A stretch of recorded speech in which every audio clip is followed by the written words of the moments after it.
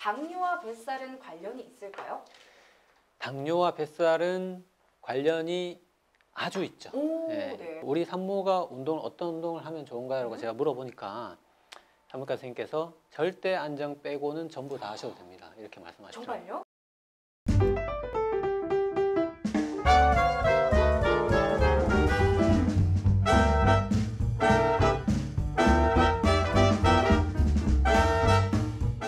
그래서 실제로 임신성 당뇨의 환자의 99%는 무증상이에요.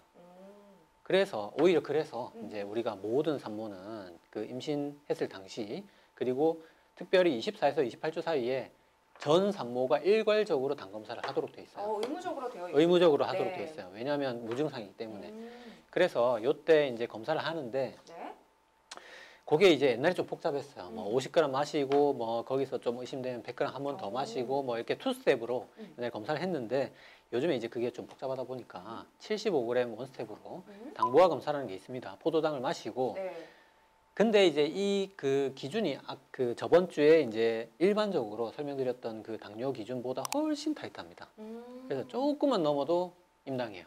그게 공복에 92 이상 그리고 그 포당 마시고 1시간에 180 이상 그 보통 200 넘어야 되거든요. 2시간에도 153만 넘어도 임신성 당뇨로 진단을 합니다. 기준이. 네. 안전을 위해서 우리 산모와 아이 안전을 위해서 조금 더 타이트하게 진단하시는 것 같고요. 임신성 당뇨하면 결국엔 치료를 잘 받으셔야 될 텐데 저는 좀 걱정이 됩니다. 왜냐하면 우리 임신을 했을 경우에 약이라든지 여러 가지 이런 몸으로 들어오는 것들에 대해서 엄청나게 조심하시게 되잖아요. 임신성 당뇨는 어떻게 치료하는 걸까요? 일단 그 말씀하신 대로 아무래도 그 당뇨 약 먹는 약들은 그 임산부에서 완벽하게 우리가 안전성이 입증된 건 아직까지는 없어요. 아직은 없다. 네, 그래서 먹는 약은 통째로 못 먹고 제일 그 처음 치료하는 생활 습관, 네. 운동하고 식단 요거 하고 안 되면 바로 인슐린으로 넘어가는 거죠. 양극단으로 넘어가는 건데 사실 이 넘어가는 그 치료가 어떤 걸 하느냐보다 이 넘어가는 기준을 우리 임당 여러분들은 잘 알고 있어야 돼요. 네, 어떻게 되죠, 선생님? 네, 그 기준이 아까 말한 대로 굉장히 타이트합니다. 치료 목표가 공복 혈당 95 이하, 네. 1시간 혈당 140 이하, 2시간 혈당 120 이하. 엄청 타이트합니다. 네. 근데 이렇게 그러니까 쉽게 얘기해서 식단하고 운동해보고 요것만 넘어도 바로 주사 맞아야 된다는 거죠. 이렇게 네. 타이트하게 하는 이유가 있을까요? 아무래도 이렇게 해야지 그 태아에 가는 피해를 최소화할 수 있기 때문이거든요. 결국 임당이 이제 아이가 거대화 출산, 그 다음에 그 아이가 나중에 자라서 또 당뇨가 되는 그런 합병증들을 예방하기 위해서 치료하는 그 목표를 세우기 위해서 임신성 당뇨라는 그 개념을 만든 거거든요. 네. 그래서 아무래도 일반 당뇨보다는 훨씬 기준이 타이트합니다. 네, 그 임신성 당뇨는 치료하시는 방법이, 받으시는 방법이 양극단이라고 합니다. 식단과 운동으로 먼저 최대한 노력하시고 안 되시면 바로 인슐린 주사라든지 이렇게 투여로 가게 되는데 그만큼 임신성 당뇨일 경우 환자의 식단, 운동 이런 거 중요할 것 같아요. 우리가 많이 배웠지만 또 간단하게 임신성 당뇨 환자분이시라면 어떤 식단으로 드시면 좋을까요? 임신성 당뇨 환자분들이 아무래도 먹는 약이 없다 보니까 네. 그리고 뭐 운동도 뭐 우리가 뭐 이종격투기를 하거나 뭐 이렇게 할 수는 없잖아요. 네. 그래서 식단이 제일 중요합니다. 결국은. 맞습니다. 네, 그래서 그거 이제 4가지 정도 설명드릴 수 있는데 첫 번째는 이제 당연히 이제 칼로리 가장 중요합니다. 네. 그래서 아까 말한 대로 이제 초기에 우유 한 잔, 중기에 뭐 300 정도, 후기 450 정도 빼고는 이제 내가 먹는 칼로리는 소위 말해서 다이어트에 맞춰서 칼로리를 정해야 되는 거거든요. 네. 그렇죠. 그래서 내가 다이어트는 될 수 있고 또 아이에게도 피해가지 않는 그 칼로리를 이제 산부인과 선생님이나 아니면 뭐 또 대학에 가면 임상 영양요법이라는 게 있거든요. 네. 그런 데서 이제 잘 설정을 해서 적절한 칼로리를 먹는 게 가장 중요하고요. 두 번째로 이제 탄수화물 양도 똑같이 뭐 15에서 30% 정도 줄이고 50에서 55% 정도 구간으로 맞추고 그 다음에 뭐 거꾸로 식사법이라고 해서 거꾸로 식사법이요?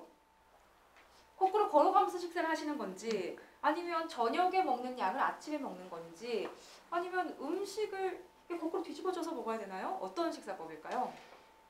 이거는 그 임신성 당뇨뿐만 아니고 네. 원래 이제 오히려 그 일반 당뇨 환자분들이 더더욱 모든 당뇨 환자분들이 거의 반드시 지켜야 되는 식사법인데 일반적으로 우리 한식이 밥이랑 반찬을 먼저 먹고 네. 그다음에 반찬 중에서 특별히 이제 단백질, 뭐 야채 이런 거를 어떻게 보면 이제 밥하고 같이 먹긴 하지만 네. 그 뒤라고 봤을 때 마지막에 디저트를 먹고 이런 순서를 먹는다면 네. 순서를 바꾸는 거예요.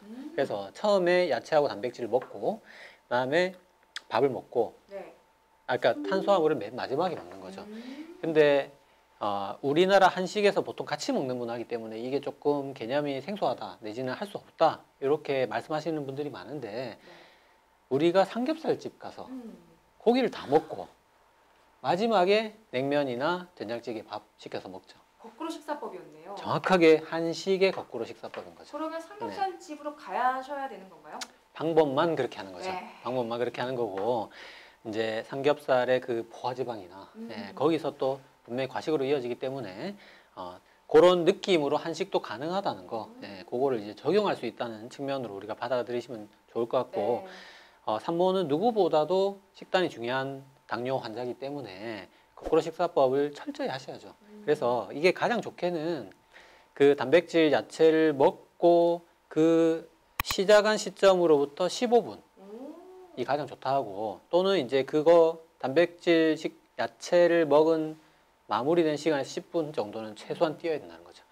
그러고 이제 탄수화물을 뭐 밥을 가지고 약간의 뭐 찌개나 아니면 김치나 뭐 김이나 이런 거 가지고 그렇게 먹으면 아무래도 처음에 단백질하고 야채가 들어와서 위에 깔아주기 때문에 소화 흡수도 느리고 또 그게 포만감을 주면서 탄수화물 양도 줄거든요. 그래서 그런 게 상당히 당뇨 환자분들이 이제 많은 분들이 알고 계시고 어떻게 보면 이거는 반드시 해야 되는 임신성 당뇨는 더더욱 하셔야겠죠. 그게 이제 두 번째 원칙이 되겠고 세 번째는 의학 영양요법이라고 아까 잠깐 설명드렸지만 우리 대학병원에 가면 이제 영양사 선생님하고 상담하는 시간이 있습니다. 네. 그런 거 신청하셔서 내가 또 임당에서 또 태아에 문제 없이 식단을 잘 하고 있는지 그런 것도 한번 잘 체크해 보시고 네 번째로 아까 탄수화물을 적정량을 지켜야 되는데 지방을 또 과도하게 먹고자 하는 그런 소위 말하면 또 유혹에 시달릴 수 있어요. 네, 왜냐하면 임신하면 뭔가 당기는 음식들이 있잖아요. 당기는 것도 있지만 아무래도 눈앞에 당이 막 올라가다 보니까 탄수화물 좀 두렵거든요. 이게 당장 지방을 먹으면 당이 눈앞에서 뚝뚝 떨어지고 관리가 너무 잘 되니까 지방을 좀 많이 먹게 되는데 아무래도 절대 그렇게 하시면 안 돼요. 왜냐하면 우리가 어차피 이 임신성 당뇨를 치료하는 그 이유가 아이가 커지지 말라고 하는 건데 너무 과도하게 커지지 말라고 하는 건데 지방을 많이 먹어도 똑같이 거대한 출산을 일으키거든요. 그래서 심지어 우리가 탄수화물은 당이 오르는 걸 가지고 눈으로 볼 수라도 있지만 지방은 확인할 길이 없어요. 근데 나도 모르게 임당만 치료되고 있지 아이는 똑같이 커진다는 거죠. 그래서 절대 지방도 너무 과도하게 먹지는 말아야 되고 결국 균형 잡힌 식단을 먹어야 됩니다. 균형 잡힌 식단 중요하고요. 여러분 말이 너무 또 재밌어서 기억이 날 것 같습니다. 거꾸로 식단이라고 선생님께서 말씀해 주셨는데 말씀을 들어보니 이걸 내가 어떻게 한식에서 지키지 싶지만 우리 고깃집에 외식을 갔었을 때 방법이다라고 하니까 그러면 너무 잘할 수 있겠다라는 생각이 듭니다. 그렇게 방법 잘 쉽게 인식하셔서 거꾸로 식단 꼭 한번 해보시길 바랍니다. 꼭 관리 잘하셔서 건강한 아이 출산하시기를 저희가 정말 간절하게 바라도록 하겠습니다. 자, 이제 마지막 사연 많이 남았는데요. 제가 한 가지 개인적으로 궁금한 게 있습니다. 우리가 임신성 당뇨도 결국에는 당뇨긴 하지만 아이와 함께 동시에 가기 때문에 조금 더 조심해야 되는 부분들이 있는 거잖아요. 네. 근데 제가 이런 이야기를 좀 들었는데 우리 부모님께서 실제적으로 아버지가 췌장암 판정을 받으신 거죠. 근데 당뇨도 이미 앓고 계셔서 인슐린 주사를 병행하고 계신 상태였대요. 근데 여기서 문제가 뭐냐면 형과 동생이 의견이 안 맞아서 다툼이 잦다고 합니다. 예를 들면 형은 그래도 아버지가 당뇨 환자시기 때문에 식단을 최대한 제한을 해서 나물 위주 저염 식단으로 그다음 식사량 작게를 좀 고집하고 있고 동생은 그래도 항암 치료 중이신데 드실 수 있으면 좀 고기도 좀 드시고 생선도 많이 드시고 근데 그렇게 했었을 때 아버지는 드시는 걸 좋아하지만 형이 영 탐탁지 않아 하신 것 때문에 걱정이라고 하시더라고요. 그러니까 누구의 의견이 맞냐 이런 얘기들이 좀 있던데 어떻게 좀 이렇게 합병이실 경우에 어떻게 하는 게 좋을까요? 항암 치료에서 살이 빠지는데 거기에 당뇨까지 있다는 거잖아요. 이거는 마른 당뇨와 어떻게 보면 좀 그 같은 개념으로 좀 치료를 접근을 하면 좋을 것 같은데 결국은 이제 상황마다 다르고 네. 그분이 항암 치료를 견딜 수 있는 정도의 체력이면 그래도 당 관리에 좀 더 여력이 당 관리까지 챙길 수 있는 여력이 있는 거고 네. 만약에 그 정도도 안 되는 거면 일단 당은 약으로 조절하고 네. 많이 먹어야겠죠. 네. 예, 항암이 훨씬 더 중요하니까. 좀 버텨내실 수 있는 힘을 위해서 식사량 너무 제한하지 마시고요. 좀 드시면서 형제분들 이야기 잘하시면 결국에는 두 분 다 우리 아버지 건강 위해서 고민하시는 맞습니다. 거니까 적절히 섞어서 우리 선생님 말씀 참고해 주시면 좋겠습니다. 자, 그럼 오늘의 마지막 사연을 만나보도록 하겠습니다. 안녕하세요. 5년 전 은퇴 후 여유로운 일상을 보내던 중 갑작스럽게 당뇨를 진단받고 약과 식이요법으로 치료 중인 62세 고민남입니다. 저는 키 173cm에 몸무게가 56kg으로 마른 체형입니다. 그렇기 때문에 당뇨와는 거리가 멀다고 생각을 했는데요.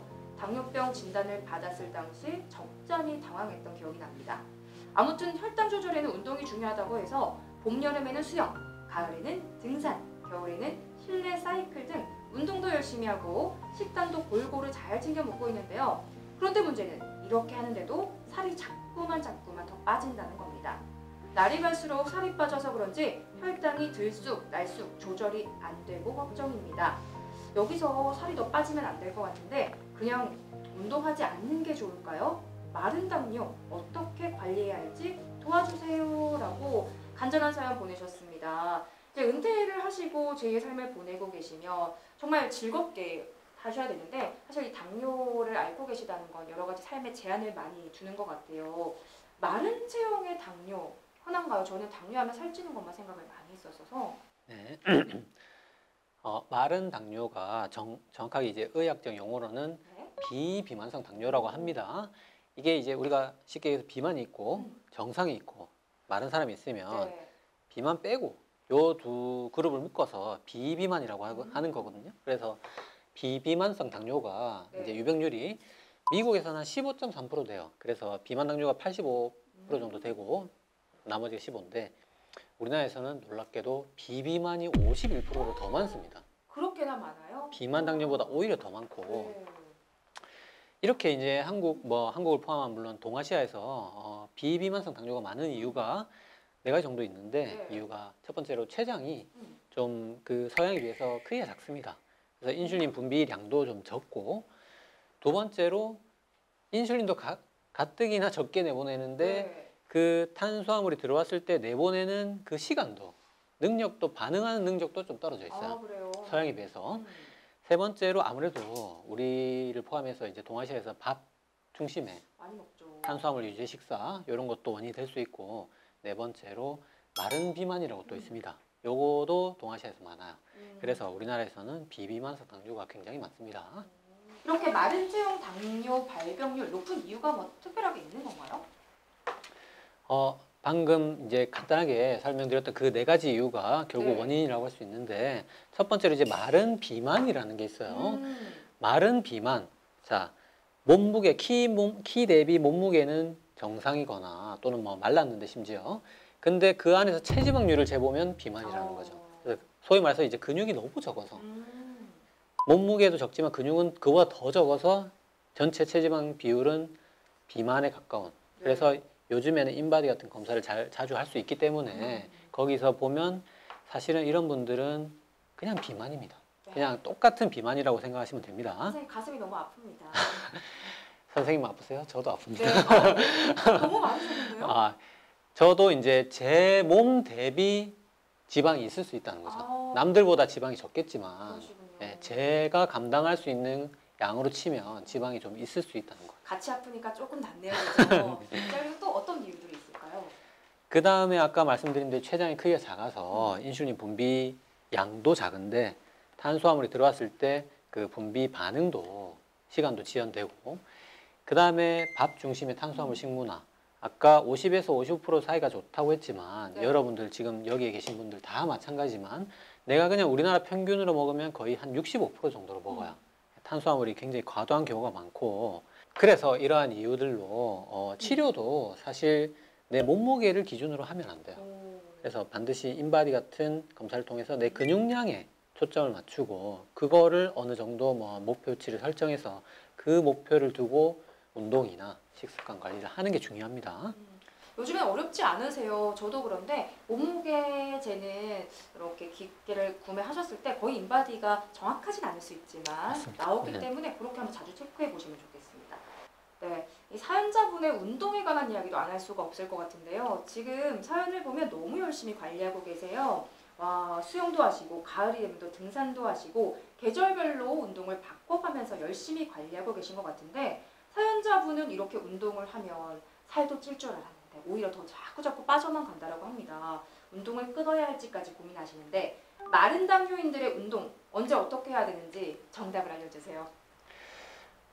이 질문에 네. 약간의 수정해야 될 부분이 있습니다. 우리가 사실 운동이 그렇게 비만 환자분들에 있어서도 살을 빼는데 그렇게 효과적인 수단은 아니에요. 정말요?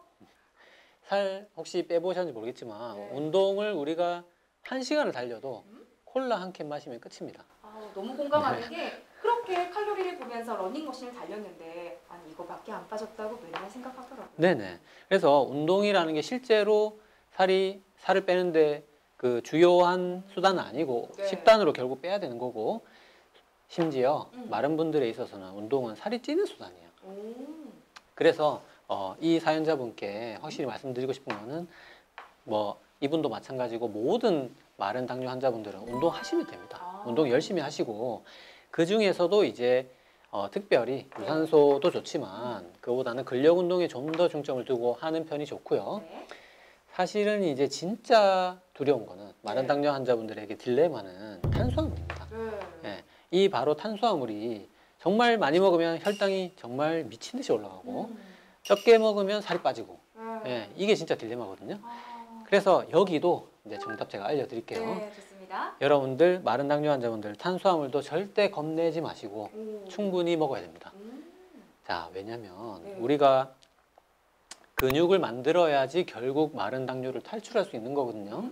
근데 근육을 만드는데 물론 이제 가장 중요한 영양소는 단백질이 단백질. 맞기는 맞아요. 네. 맞긴 맞지만 그거만큼 중요한 게 탄수화물이야. 그래요? 네. 탄수화물, 단백질이 근육을 만드는데 가장 중요한 양대산맥입니다.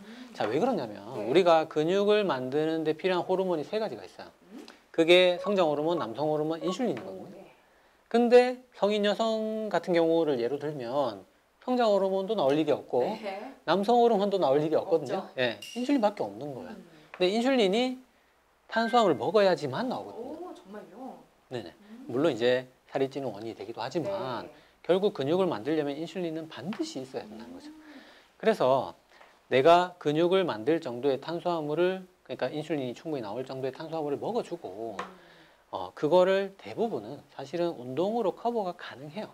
그 당을 그만큼 오른 당은 운동으로 커버가 가능한데 만약에 내가 당뇨가 너무 진행해서 운동으로 커버가 안 된다. 혈당이 정말 상상할 수 없이 오른다. 네. 이런 분들은 어쩔 수 없이 단기간이라도 약물의 도움을 좀 받아야 될 필요가 있습니다. 그래서 탄수화물을 충분히 먹어주고 운동을 해보고 그걸로 안 되면 약물에 잠깐 도움을 받고 그렇게 하면서 그 노력으로 근육을 늘리는 겁니다. 그래서 이 근육이 늘어야지 결국은 마른 당뇨를 탈출할 수 있는 거고 이런 방식으로 우리가 탈출을 해야지 나중에는 결국 그 먹었던 당뇨약도 뺄 수 있는 건데 만약에 내가 눈앞에 보이는 그 혈당 오르는 게 무서워서 탄수화물 줄여버리면 근육이 더 빠지거든요. 네. 그러면 진짜 이거는 빠져나올 수 없는 굴레로 빠지는 거죠. 진짜 메비우스 띠처럼 계속 돌 수밖에 없겠네요. 네, 점점 당뇨는 악화되고 오히려 그럴 경우에 약이 더 늘어나는 거죠. 우리 사연자분 잘하고 계시니까요. 운동 끊어야지 생각 절대 하시면 안 됩니다. 운동은 계속 하시되 오히려 식단으로 조금 더 용기 내셔서 적절한 탄수화물 잘 섭취하시고 영양분 듬뿍 섭취하시는 거 추천을 드릴게요. 자, 그렇다면 살은 조금 찌우는데 혈당도 좀 조절한다. 이런 식사라든지 식단이라든지 좀 정확하게 섬세하게 알려주시면 더 따라하시기 쉬우실 것 같아요. 앞선 제 그 답변에서 네. 대부분 설명드리긴 했지만 네. 요거를 조금 이제 6가지로 음. 좀 더 정밀하게 설명을 드리면 좋습니다. 첫 번째는 이제 당연히 균형 잡힌 식단입니다. 단백질, 특히 탄수화물 절대로 양 줄이지 마시고 충분히 드셔주시고 지방도 소량으로 또 드셔주시고요. 그 다음에 요게 포인트인데 우리가 마른 분들이 특히 식사 횟수를 늘리는 게 좋아요. 오. 무슨 말이냐면 한 그릇씩 3번 먹는 것보다 네. 반 그릇이 6끼 먹는 게 낫다는 거죠. 양은 같이 하는데 조금씩 나눠서 드시란 말씀이신 그렇죠. 거죠? 왜냐하면 똑같은 그 전체 칼로리라도 한 그릇 한 번에 먹게 되면 혈당이 너무 많이 오르거든요. 마른 당뇨 환자분들이.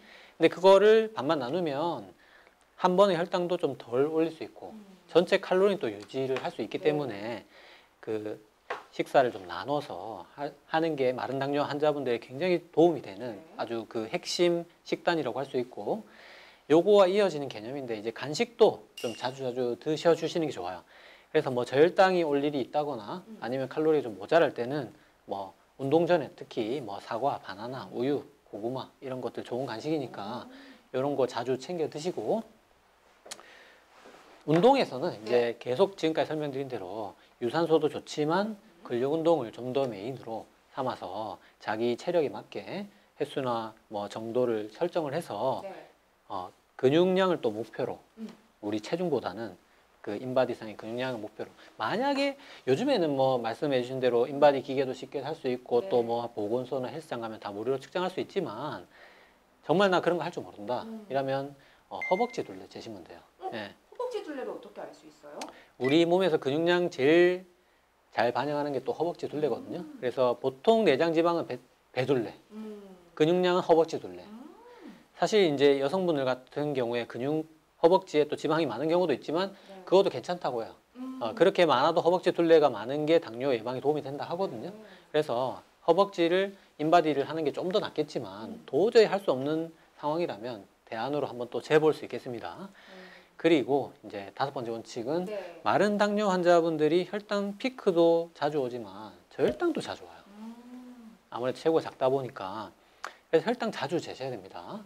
그리고 마지막으로 당연히 우리 또 의사 선생님이나 영양사 선생님과 계속 상담을 이어서 자주 내가 지금 잘하고 있는지 이런 것도 피드백을 계속 이어나가는 게 좋겠습니다. 좋습니다. 진짜 마른 환자분들 중에서도 당뇨를 같이 앓으신다면 신경 써야 될 게 조금 많지 않나 생각이 드시겠지만 하나씩 차근히 쌓아 나가시면 될 것 같습니다. 자, 우리 당뇨 환자분들께 의사로서 마지막으로 좀 참견을 쫙 기억에 남는 말씀 해주시면 좋을 것 같은데요. 오늘의 참견 한마디는요? 네, 오늘 당뇨에 대해서 굉장히 다양하게 여러 가지 제가 설명을 많이 드렸지만 마지막으로 제가 드리고 싶은 말씀은 우리가 당뇨는 누구나 예외가 없어요. 네, 유전이 강하다고는 하지만 어떤 사람도 나는 아니겠지라고 생각했지만 배가 조금씩 나오고 그때 당을 체크해보면 깜짝 놀랄 때가 결국은 올 수 있습니다. 여러분도. 하지만 반대로 생각하면 우리가 누구나 걸릴 수 있는 것처럼 누구나 또 탈출할 수 있어요.